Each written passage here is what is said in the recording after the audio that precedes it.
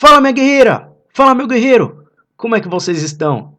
Espero que muito empenhados para conseguirmos conquistar juntos a tão sonhada aprovação nas grandes universidades. E vocês vão ver que realmente não é uma questão impossível, não. É só uma questão de muito preparo, de muito foco e de muita dedicação.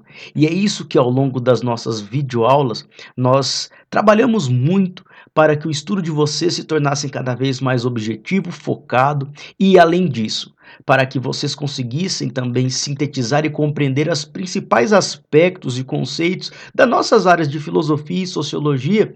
Eu tenho a certeza que todos os nossos debates, de que todas as nossas reflexões vão contribuir da melhor forma para que você, com a sua garra, com o seu esforço e com a sua força de vontade, consiga realmente chegar lá. Mas não se esqueçam, aqui, professor Alan Camargo, está um cara que realmente acredita no potencial de cada um de vocês. E esse é o grande propósito desse nosso projeto do Filosofia em Foco. Hoje nós encerraremos o nosso módulo de metafísica aqui dentro, da disciplina de filosofia, acerca da problematização ou da reflexão sobre um conceito novo que vem surgindo dentro da literatura e dentro das leituras mais recentes, dentro das áreas de ciências humanas, sociais, inclusive da filosofia, que é o estudo da pós-modernidade. Senhores, eu quero deixar muito bem claro para cada um de vocês que o tema não se esgota aqui. Aliás, falar na pós-modernidade é falar numa área que realmente ainda está muito em aberto e ela não tem a pretensão de ser fechada, de ser pontuada ou concluída. Por isso, será fundamental que, a partir das bases que nós aqui construiremos, que esse é o propósito realmente do nosso canal, criar uma base mapeada para os seus estudos, você consiga, com esse embasamento, resolver quaisquer formas de exercícios que possam cair nas suas provas e, além disso, realizar quaisquer leituras ou interpretações ou reflexões que concernem a área. Meus queridos, então, sem mais delongas, para encerrar o nosso tópico do estudo da metafísica e particularmente na contemporaneidade, na nossa aula de hoje nós vamos trabalhar um pouquinho o contexto histórico do qual estamos falando e particularmente sobre as grandes propostas feitas pelos teóricos chamados de pós-modernos. É uma nova leitura, ou melhor dizendo, é uma releitura muito mais contemporânea acerca de toda aquela construção da metafísica que veio desde os gregos, consolidando-se no contexto da modernidade, e a pós-modernidade, embora não seja um conceito estritamente cronológico, porque para alguns autores nós ainda vivemos numa modernidade. Então, a pós-modernidade não pode cair no equívoco de achar que é um momento de superação ou posterior à modernidade. Para alguns autores, a pós-modernidade ela coexiste com a própria modernidade. Nada mais se trata do que uma releitura, uma nova visão crítica acerca de todo o projeto construído pelos pensadores da metafísica desde a modernidade. Estamos falando no contexto histórico, particularmente a partir da segunda metade do século XX. Naquele momento que vocês estudam muito nas áreas de história, que se deu o fim da Segunda Grande Guerra e também a instalação do contexto da Guerra Fria.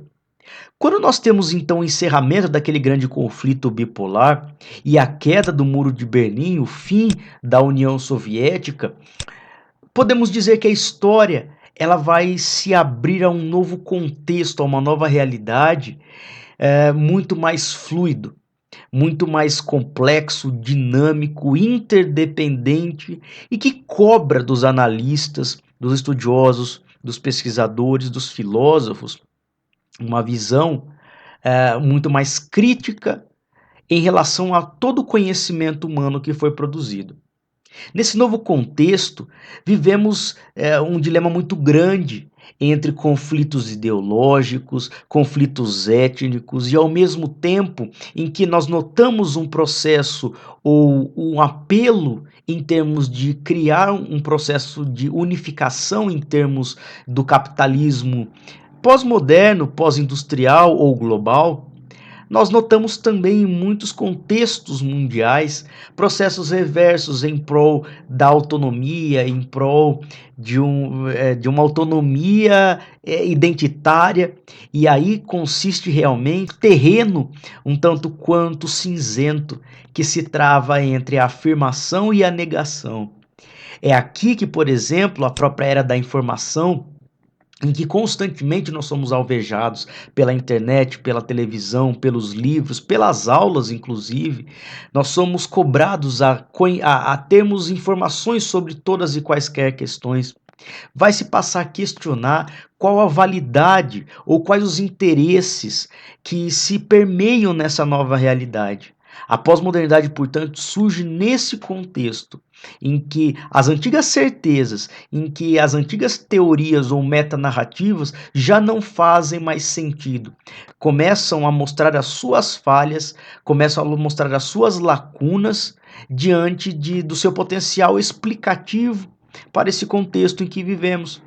Portanto, a pós-modernidade vem como um movimento de grande crítica desconstrutiva de todas as construções ou as bases metafísicas da modernidade.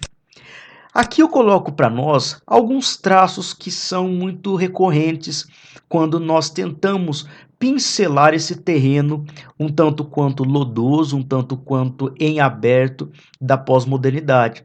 Mas volto a frisar para todos vocês, os tópicos que aqui trago são aqueles mais comuns em termos de provas, em termos de vestibulares, que é esse o propósito do nosso canal, realmente criar um projeto preparatório para as grandes provas. No entanto, quando nós mergulharmos na literatura, nós veremos que a própria literatura ela acaba trazendo visões muito antagônicas, abertas, esparsas, como a pós-modernidade se propõe a ser. Meus queridos e minhas queridas, como eu já disse a cada um de vocês, a pós-modernidade ela vai trazer essa grande crítica ao projeto moderno. Mas, Alan, quais são essas grandes críticas? Veja só, meu querido, minha querida. Em primeiro lugar, vai se prezar muito mais pelo reflexivismo. Enquanto as teorias modernas traziam muito mais o apelo ao racionalismo, agora se fala muito mais em refletir. Fala-se muito mais em prezar pelo relativismo das opiniões, das teorias e das visões de mundo. Aqui é um contexto, obviamente, de pós-positivismo, porque o positivismo trazia muito a ideia de se trazer as teorias das ciências naturais e exatas para tentar explicar uma evolução, uma ordem social. Aqui vai se entender que essa ordem não existe, aliás, ela nunca foi conquistada, e é preciso, portanto, reconsiderar esse apelo teórico em prol de visões de mundo mais relativas, em prol de uma tendência que valorize muito mais a reflexão do que a explicação. O indivíduo, então, passa a ser entendido como um produto do próprio meio social em que vive. Antes, os modernos e os metafísicos desse contexto entendiam que a própria racionalidade poderia levar à emancipação humana. Então, o sujeito ele era visto como algo em constante progresso. Aqui, os pós-modernos vão entender que não. O indivíduo, na verdade, ele é fruto da estrutura social em que ele vive. E essa estrutura que dá a falsa ideia para o indivíduo de que ele é livre. Quando, na verdade, a ideia de liberdade é circunscrita dentro daquela esfera de poder social, econômica, cultural em que ele vive. Então a ideia de liberdade, ela é muito mais problematizada, ela é vista com uma visão mais cética em relação a toda aquela crença positiva ou otimista que vinha desde a modernidade e consolidava-se com os projetos iluministas. Por isso, não se pode dizer que existe uma verdade. Os gregos na antiguidade, né, e passando também pela metafísica na contemporaneidade, no medievalismo, como nós já vimos em alguma das nossas aulas, aí também consolidada com os modernos e os iluministas, todos eles tinham em comum o anseio de buscar a verdade sobre a existência, sobre os seres e o próprio homem. A metafísica, na verdade, ela surgiu com esse grande desejo de tentar entender o ser enquanto ser, como nós já vimos nas aulas lá da metafísica na antiguidade. Desde a crítica feita por Nietzsche, a desconstrução a partir da filosofia do martelo, o niilismo já pregava essa ideia de que não existe uma verdade absoluta. O que se fala, verdades no plural, né? É realmente essa tendência de se entender através do relativismo a inexistência de uma verdade absoluta. Os pós-modernos não têm essa pretensão de tentar, através da filosofia, cunhar um dogmatismo para a questão da verdade. Mesmo porque vai se entender que quando se coloca uma verdade, isso é um instrumento de poder. Você está dominando, dizendo que aquilo é agora o que passa a ser válido e todos têm que acatar aquele discurso. Vai se entender também entre os pós-modernos, meus queridos e minhas queridas, que o progresso e a evolução eles não são predestinados, eles não são vetoriais. É interessante que as visões modernas pregavam que a história ela caminha de uma forma linear. Então, nós poderíamos sempre, através do acúmulo do conhecimento, da reflexão, da problematização, da emancipação humana, inclusive através da própria iluminação racional, como queriam os iluministas, nós iríamos evoluir no tempo, no espaço, na história. Os pós-modernos vão entender que o projeto da modernidade não chegou a lugar nenhum. Então, se nós não chegamos a lugar nenhum, como é que nós podemos dizer que, com toda certeza, que nós evoluímos? A ideia, portanto, de começo e de fim, a ideia de que a evolução ela é predestinada, ela é vetorial, ela é ascendente, não faz mais sentido para os pós-modernos. Entende-se muito mais que o tempo, que a realidade ela é totalmente líquida, ela é totalmente criada a partir de percepções, interpretações e não realmente como um postulado ascendente ou linear, como vai se querer. Por isso que a história ela é tida para a grande parte dos pós-modernos como um discurso de poder.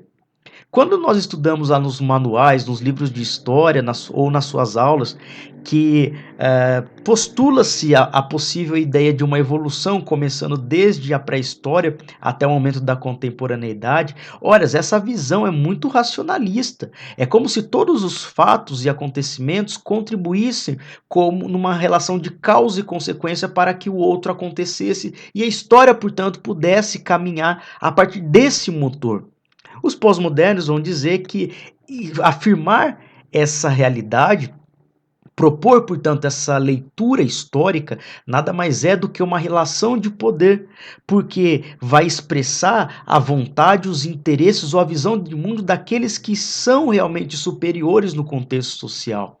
Por isso que quando nós estudamos história a partir dos manuais ou dos livros, temos de entender que eles representam uma visão de mundo do autor, eles representam uma visão de mundo de uma escola de pensamento, e eles fazem os leitores, os alunos, acatarem aquela ideia, no sentido de entender quem foram os vitoriosos, quais foram as ideias que propagaram ou se consolidaram num determinado momento, falar, portanto, numa história, falar num discurso de poder que se impõe como verdadeiro. É essa visão que os pós-modernos vão ter. Conhecimento é muito mais do que uma relação entre um sujeito e um objeto, uma relação neutra. O conhecimento para os pós-modernos é uma interação. Quando nós estudamos muito os nossos debates, principalmente entre os racionalistas e os empiristas, o que ambos tinham em comum era a ideia de que existe uma realidade, um mundo a ser explorado, e eu, ser humano, consigo, seja pelo método racional ou pelo método empírico, conhecer essa realidade, ainda que ambos problematizassem e discutissem muito as limitações de cada uma das vertentes. Mas esse não é o caso aqui para nossa aula. O que ambos têm em comum é que existe o sujeito cognosciente, pensante, e existe o objeto na frente dele, a realidade. Aí, o que a falha, como vão colocar os pós-modernos, é que todo conhecimento, ou a teoria do conhecimento até então, pregava essa separação entre o que é o sujeito e o que é o objeto.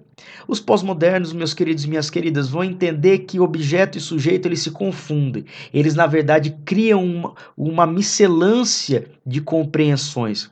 Porque o objeto, quando ele é captado por mim, ele passa também a ser parte de mim. E à medida em que eu tomo contato com o objeto, eu também passo a ser parte daquela realidade. E nós não podemos, portanto, mais dizer que existe aquela dualidade, aquela separação. O conhecimento, portanto, é essa interação com a sociedade, com a história, com o momento em que vivemos, com a cultura, enfim, com a própria filosofia. Nós não podemos dizer que existe aquela separação fria e rígida como era proposta até então. O conhecimento, portanto, ele pode ser desconstruído. É entendido que ele não é postulado. As teorias elas não são dadas e é isso que tanto eu gosto de chamar a atenção nas nossas aulas presenciais. Vocês têm de aprender a questionar verdades. Vocês têm de aprender a colocar em xeque teorias.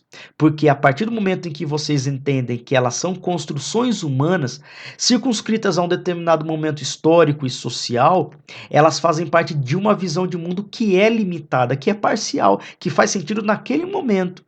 E por isso, hoje, quando nós trazemos para o nosso debate, para as nossas reflexões, elas podem sim ser desconstruídas. Por isso, não há conhecimento absoluto, não há conhecimento seguro, como tanto reivindicavam os racionalistas e os empiristas no debate que durou boa parte ali do século XVII na história da filosofia. Passa-se a entender que toda teoria é para alguém ou para algo. Não existem teorias neutras, meus queridos. Todas as propostas, as hipóteses, os pressupostos, as leis que nós estudamos e estudaremos dentro do campo, seja das ciências humanas, seja da sociologia, da filosofia, seja da história, seja da biologia, da química, da física, enfim, todos aqueles postulados, todas as leis, todos os teoremas, eles foram criados por um indivíduo que é circunscrito a um momento, a um contexto geográfico, social e que, portanto, passa para nós, ainda que de modo neutro, uma visão de mundo. Ela está, na verdade, preocupada em entender algo daquele momento ou explicar alguma questão, e por isso, meus queridos, como vão dizer os pós-modernos, ele é feito para algum propósito, qualquer teoria, qualquer lei, e ela também é feita para algum interesse social da época. Aqui vamos nos falar muito mais em uma hiperrealidade. Significa que não existe mais uma realidade neutra dada do mundo. O que nós criamos é uma hiperrealidade, criamos algo que está realmente além e que nós acreditamos como se fosse verdade. Isso podemos trazer elementos como os próprios filmes hollywoodianos, como as próprias propagandas eleitorais ou as propagandas comerciais, o próprio marketing, os discursos, enfim, tudo isso faz parte de uma hiperrealidade. São representações e não a vida de fato como ela é. Elas simulam, portanto, algo que nós entendemos e construímos como verdades. E à medida que nós entendemos que elas se postam, portanto, nesse espetáculo da contemporaneidade, nós cada vez mais nos tornamos convictos de que eles podem ser desconstruídos. Mas essa é uma visão muito mais crítica. Boa parte dos pós-modernos entendem que elas se colocam como verdades e boa parte dos indivíduos a acatam como se fossem sinônimos de verdades. Fala-se agora muito mais em hibridismos, em miscelâncias, fala-se muito mais em ambiguidades. Aqui, a ambiguidade ela é muito mais valorizada em detrimento da objetividade, em detrimento do apolíneo, como se dizia a tradição, né, ou a literatura de Nietzsche, fala-se muito mais em questionar as dicotomias, porque ao longo de toda a história, ou da maior parte da história da filosofia, falava-se muito entre verdade e não verdade, entre o ser e não ser, entre o espírito absoluto e o espírito, por exemplo, individual. Falava-se muito em racionalismo, em empirismo, em conhecimento a priori e posteriori. A filosofia ela foi marcada, segundo os pós-modernos, por muitas dicotomias que sempre colocavam um dos elementos em preponderância em relação ao outro. Então, por exemplo, meus queridos e minhas queridas, quando nós pensamos numa ideia, por exemplo, do preto, da cor preta e da cor branca, é óbvio que historicamente o branco sempre foi colocado em preponderância. Seja pelo fato de representar supostamente, né, numa visão de simulação, a ideia da paz, a ideia do puro, né? Em muitas religiões, eles também, o branco também é ligado a questões ritualísticas, por exemplo. Então, o branco sempre foi supervalorizado em relação ao negro, ao preto. O preto sempre foi sinônimo de ausência, de frieza, por exemplo, de coisas ruins. Então é preciso superar essas dicotomias para entender que elas podem sim ser híbridas. O preto não existe sem o branco não existe sem o preto. E o cinza, ele é muito mais valorizado do que esses extremos, né? Eles são os extremos, na verdade, são construções sociais, filosóficas e colocadas como convenções, atribuem-se a eles valores que passam a ser pelos pós-modernos questionados. Agora se fala muito mais em identidades que estão em fluxos. Não há mais as propostas de uma identidade nacional, de uma identidade. O que é ser roqueiro? O que é ser sambista? O que é ser brasileiro? Agora se fala, na verdade, na possibilidade de um indivíduo que pode ser tudo isso ao mesmo tempo ou escolher não ser nada disso ao mesmo tempo. As identidades elas estão constantemente em fluxo e é essa a própria lógica de se construir sujeitos, de se construir objetos, portanto. Como nós já dissemos aqui, conhecer é interagir. Então, quando eu tento me entender ou eu tento conhecer o mundo, as identidades elas estão em fluxo, elas estão nessa intercambialidade. Fala-se muito mais, portanto, em descentralização do que na tendência de se centralizar, de criar elementos ou fatores que possam ser reunidos em torno de um elemento, em torno de uma identidade, em torno de uma afirmação, de uma verdade ou de uma teoria. Grandes teóricos dessa tendência vão ser, dentre eles, não os únicos, mas aqueles que valeriam a pena vocês tomarem nota, o Jean-François Lyotard, o Richard Hort, o Jean Baudrillard e o próprio Zygmunt Bauman. Esses são grandes expoentes e clássicos dessas tendências chamadas de pós-modernas. Lembro, meus queridos e minhas queridas, que muitos deles não gostam realmente de receber quaisquer designações ou rotulações, mesmo porque, segundo as ideias pós-modernas, quando nós definimos alguma coisa, nós estamos limitando as possibilidades delas poderem ir além, delas poderem ser o que elas são, ou o que elas pretendem ser, ou o que elas não querem ser. Por isso que muitos deles afastam essa possibilidade de serem circunscritos em tendências ou em visões de mundo. Meus queridos, essas eram as principais tendências ou as principais visões que vocês deveriam ter para que nós conseguíssemos então fechar o nosso curso de metafísica, entendendo que quando ela começa lá com a proposta de entender o ser das coisas e entender o motor imóvel, como propunha Aristóteles nas suas leituras sobre metafísica, quando chegamos agora em meados do século XX, início do século XXI, entende-se que a metafísica realmente não conseguiu conquistar aquela proposta clássica do grego Aristóteles. Pelo contrário, ela passa a ser colocada em xeque em cima da mesa e passa a ser desconstruída em todas as suas infinitas possibilidades, mesmo porque a própria metafísica pode estar sendo postulada como uma verdade que pode ser desconstruída.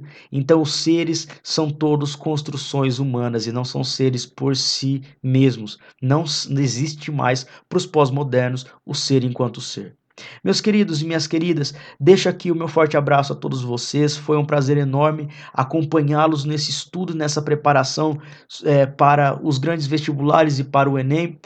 Espero vocês no nosso próximo módulo a ser iniciado e deixo realmente aqui o apelo, o pedido, a imploração para que todos vocês curtam aqui o nosso canal, se inscrevam nele e deixem os seus comentários, as suas dúvidas, as suas críticas ou sugestões, porque todos eles são igualmente importantes para a construção do nosso projeto. Desejo que vocês realmente se sintam cada vez mais capazes de ir muito além do vestibular. Vocês nasceram para ir para o infinito, tá bom? E eu confio que isso é só uma questão de tempo. Meus queridos e minhas queridas, um forte abraço a todos vocês e até a próxima.